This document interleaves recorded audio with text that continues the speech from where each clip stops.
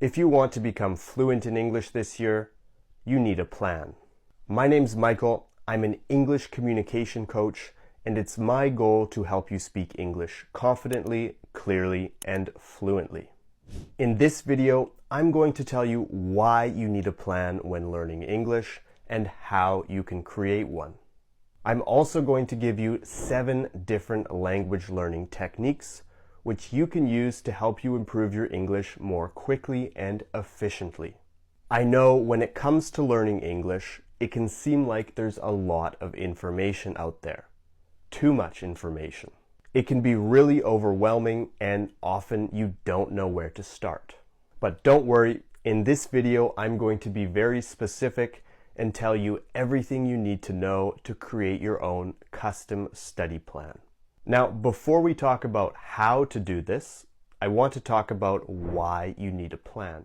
Let's imagine you're driving a car. You probably know where you're going and you have a destination in mind. Maybe it's work, the beach, or another city. But wherever it is, if you want to reach this place, you need to know which roads to take. Maybe you use a GPS, or maybe you use a map. But before you start driving, you figure out which path you're going to take and how you can reach your destination.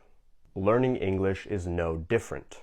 In this case, your goal is fluency or a C2 level. Well, this is where we need to talk about how to create a plan. Everybody's plan when learning English will be slightly different. And the reason for this is everybody has different needs. Maybe you're learning English to get a better job. Or maybe you've just moved to the US or the UK and you want to improve your fluency to fit in and sound more like a native speaker. Now, how do you figure out what your needs are? All you need to do is ask yourself the question, why? Why am I learning English? Your answer to this question is the reason you're learning English. And when you create a study plan, you need to focus on this reason. So let's look at the 7 skills you need to practice if you want to reach this level. You're going to have to focus on reading, writing, speaking, listening, vocabulary, grammar, and pronunciation. Now that we've listed these 7 skills, I want you to look at each and think honestly about how good you are at it. How well do you know these 7 skills? I want you to rank them each from 1 to 7. 7 being the worst, so you don't know this very well, it's a big weakness for you, and 1 being the best, which means you know this skill very well and you're very good at it. Be honest with yourself because this is really important for the next part of the exercise.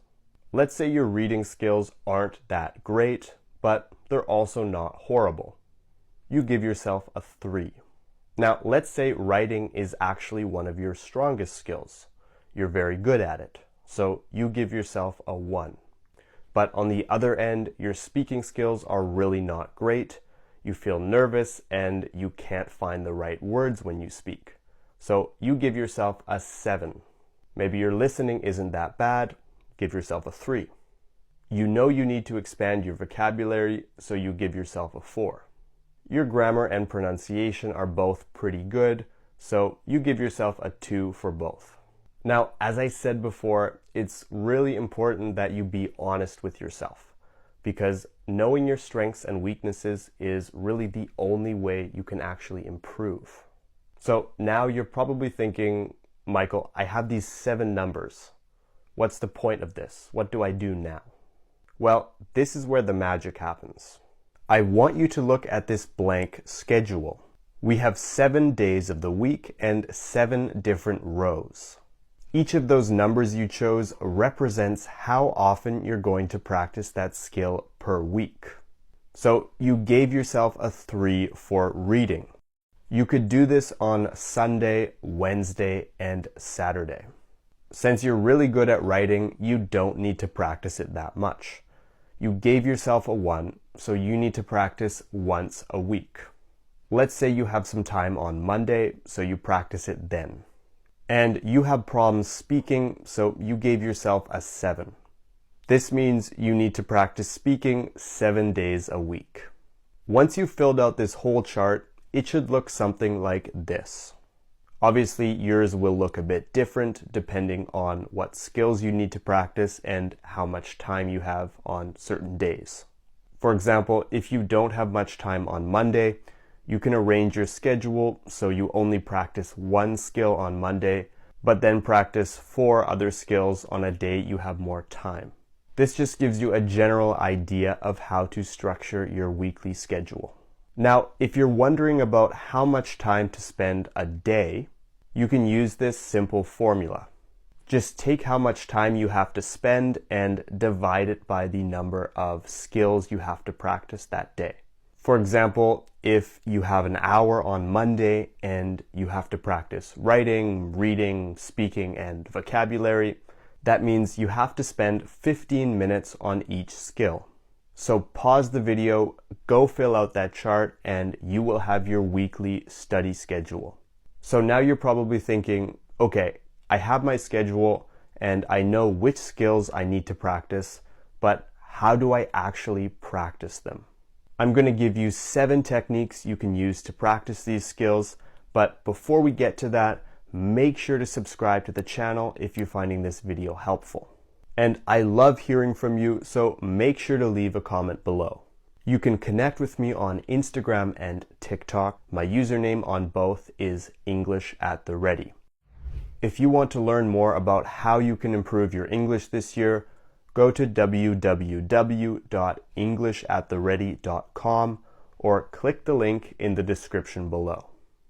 With that said, let's get back into the video and let's look at these 7 techniques you can use to practice these skills.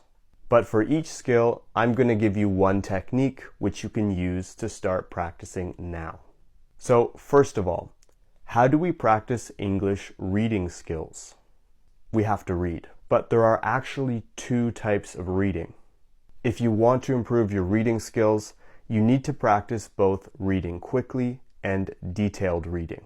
You can read quickly, where maybe you don't understand every single word, but you try to understand the general meaning of the text.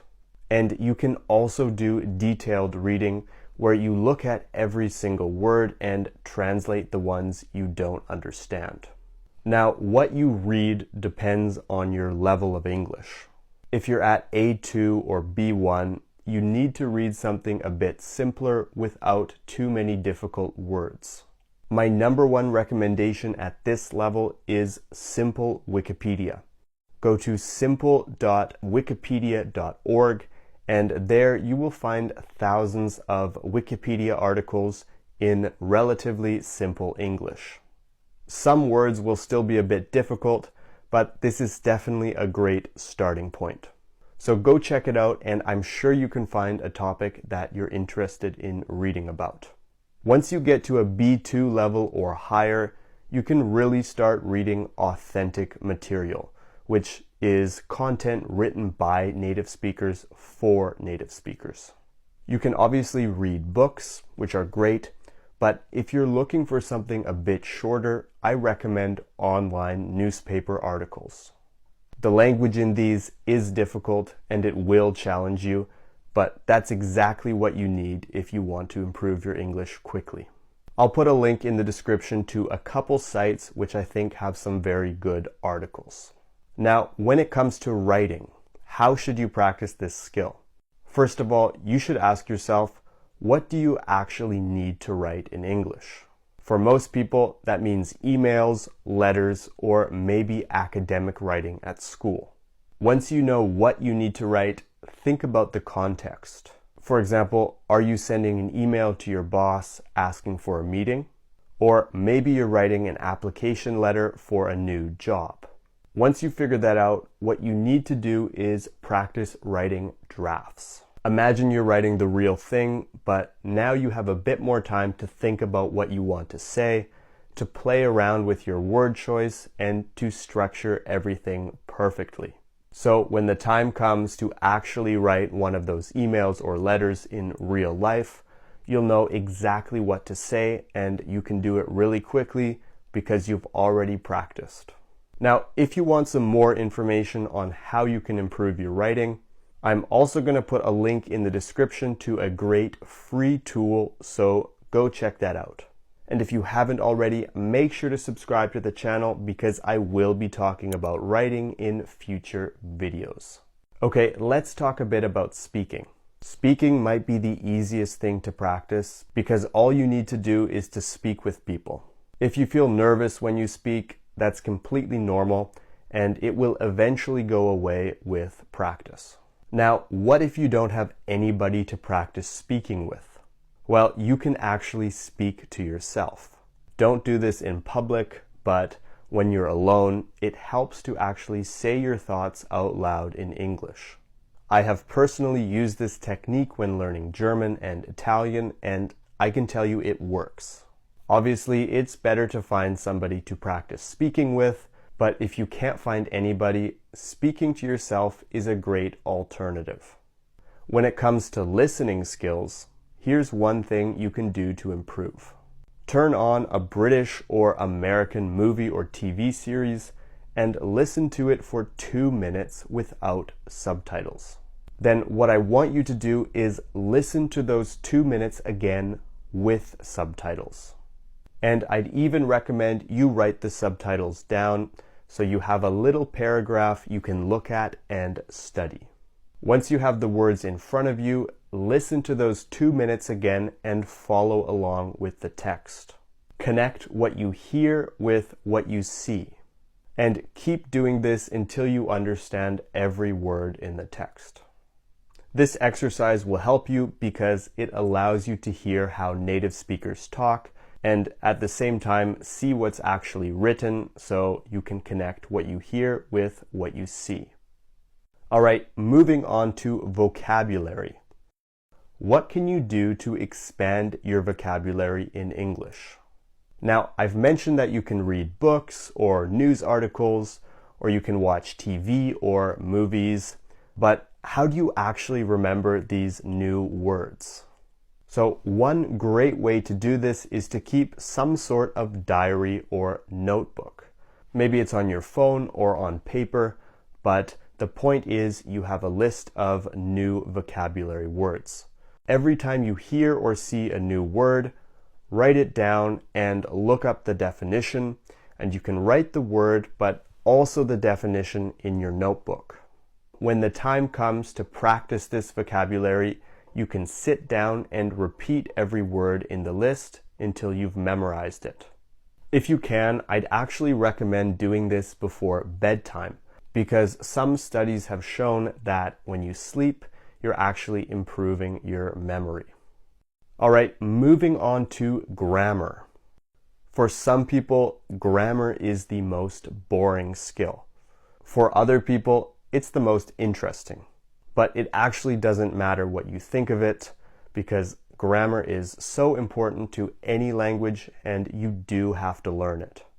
A lot of learning grammar is just memorization, but it's not enough just to memorize the rules. Once you've learned a new grammar concept, you need to practice it in context. The best way to do this is to sit down and write 10 to 20 sentences using that grammar concept, but make sure these sentences are ones that you would actually say in real life.